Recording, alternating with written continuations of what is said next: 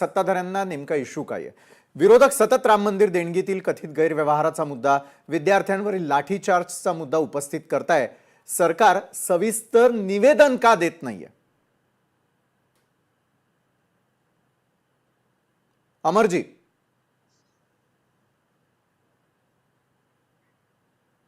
अमरजी माझा आवाज येतोय आपल्यापर्यंत? आत्ता आला. हा, अमरजी मला एक थेट प्रश्न विचारायचा आहे की विरोधक सतत राम मंदिर देणगीतील कथित गैरव्यवहाराचा मुद्दा, विद्यार्थ्यांवरील लाठीचार्जचा मुद्दा उपस्थित करताय. सरकार सविस्तर निवेदन का देत नाही? संसदीय कार्यमंत्री किरण रिजिजू यांनी सातत्याने सभागृहामध्ये आवाहन केलेलं आहे की सरकार या सर्व प्रश्नावर चर्चा करण्यास तयार आहे. बरं, हे आपण तपासू शकता. परंतु विरोधकांना कामकाज करण्यामध्ये, चर्चा करण्यामध्ये अजिबात इंटरेस्ट नाहीये. कारण सभागृहाचा आखाडा बनवायचा, गोंधळ घालायचा, कामकाज होऊ द्यायचं नाही. नियोजित जी विधेयकं आहेत, जी देशाच्या विकासाच्या संदर्भामध्ये आहे, तो विकास होऊ द्यायचा नाही. याच्यासाठी विरोधक सातत्याने गोंधळ घालताना दिसतात. सभागृह हे लोकशाहीचं मंदिर आहे, ते स्टेडियम नाही, आखाडा नाही. त्यामुळे त्या सभागृहामध्ये चर्चा झाली पाहिजे.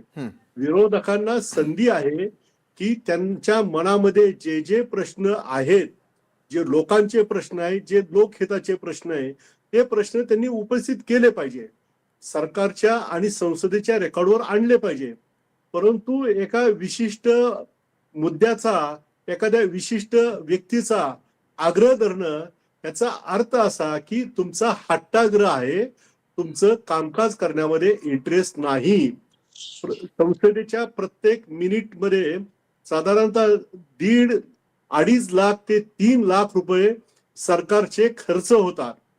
साधारणतः आतापर्यंतच्या कामकाज न होण्यामुळे सरकारचे अंदाजे 35 ते 30 कोटी रुपये वाया गेलेले आहेत. हा सर्व पैसा हा जनतेचा पैसा आहे. त्यामुळे बाबत जर हे उत्तरदायित्व मान्य करणारे जर विरोधक असतील तर त्यांनी सभागृहामध्ये चर्चेला सहमती दिली पाहिजे. बरं, आपण विरोधकांवरती आरोप करताय, बळवंतजी उत्तर देतील. संसदेत सातत्यानं गदारोळ करून कामकाज ठप्प करणं कितपत योग्य वाटतं? बळवंतजी, आवाज नाही. संसदेमध्ये सातत्यानं गदारोळ करून कामकाज ठप्प करणं कितपत योग्य वाटतं विरोधकांना? आवाज बळवंतजी, आवाज येतोय आता? माझा थेट प्रश्न आहे विरोधकांना, संसदेत सातत्यानं गदारोळ करून कामकाज ठप्प करणं तुम्हाला योग्य वाटतं का विरोधक म्हणून? नाही, सत्ताधारी पक्ष फक्त एवढंच आव्हान ते की आम्ही चर्चेसाठी तयार आहोत. बरं, विरोधक चर्चा करत नाही. परंतु वस्तुस्थिती वेगळी आहे. वस्तुस्थिती यांना चर्चाच करायची नाही. सभागृह बंद, पीठासीन अधिकाऱ्याकडून बरेच वेळ बंद पाळल्या जाऊ राहिलं. म्हणजे कुठले विरोधकांचा आवाज न ऐकता, विरोधकांचा आवाज जर झाला तो आवाज न ऐकता ते सभागृहाला सांगतात की सभागृह स्थगित केलं गेलं. म्हणजे ही वस्तुस्थिती आहे. आणि जे किरण रिजिजू सांगतात ते फक्त बाहेर जनतेला काही संदेश जावा याच्यासाठी ते वारंवार सांगतात की आम्ही सरकार तयार आहोत. आज तुम्ही माननीय राहुलजी गांधी यांची पत्रकार परिषद पाहिली असेल. त्याच्या आमच्या मुली आहेत, त्या मुलींनी जी काही आवृत्ती होती ती सांगितली. मग याचा न्याय मागावं नाही का आम्ही? याचं उत्तर मागावलं नाही पाहिजे का? याचं उत्तर आम्ही मागतोय. तर ते फक्त चर्चा करायसाठी तयार आहे सांगते.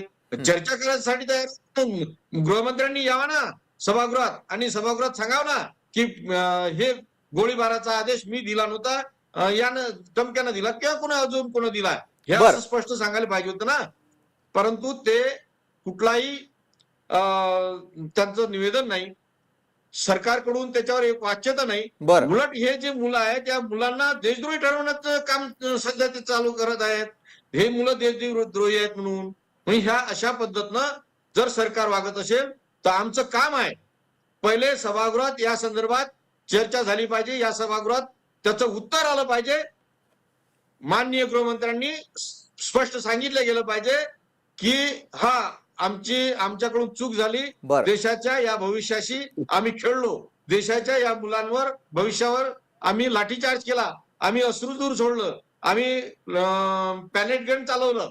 AK-47 ना बिहारमध्ये पाहिलं ना, पण AK-47 वापरल्या गेली ना. मग याचं उत्तर कोण देईल? की बरं, फक्त सरकारनं तेच उत्तर करा. देणं अपेक्षित आहे. मला सरकारला म्हणजे अमरजी तुम्हाला प्रश्न आहे हा, विरोधकांचे आरोप जर खोटे असतील तर मग संसदेत सविस्तर चर्चा घेण्यास सरकार का तयारी दाखवत नाहीये? आता वानखेडे साहेबांनी जे प्रश्न उपस्थित केलेले आहेत हम्म. त्याची पुन्हा एकदा तपासणी करा. प्रश्न ह्यांनीच ठरवलेले आहेत, बरं. त्याची उत्तर सुद्धा यांनीच ठरवलेली आहेत. हम्म.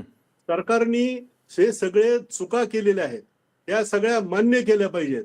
अशा पद्धतीचं भाबडेपणा दाखवणं हे योग्य नाही. बरं.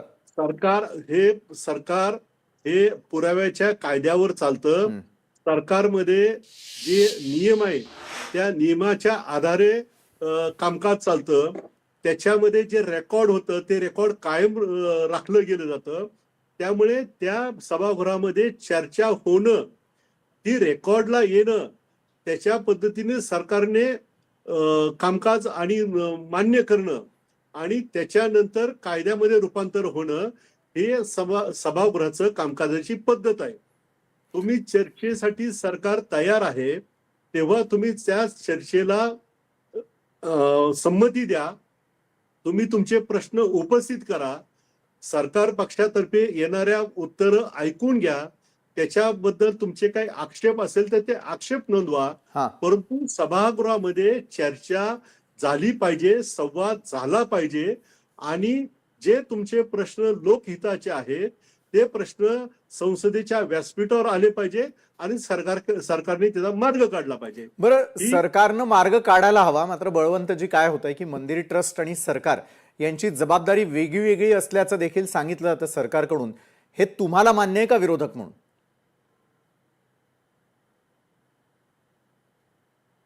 बळवंतजी, हा, प्रश्न मंदिर ट्रस्ट आणि सरकार यांची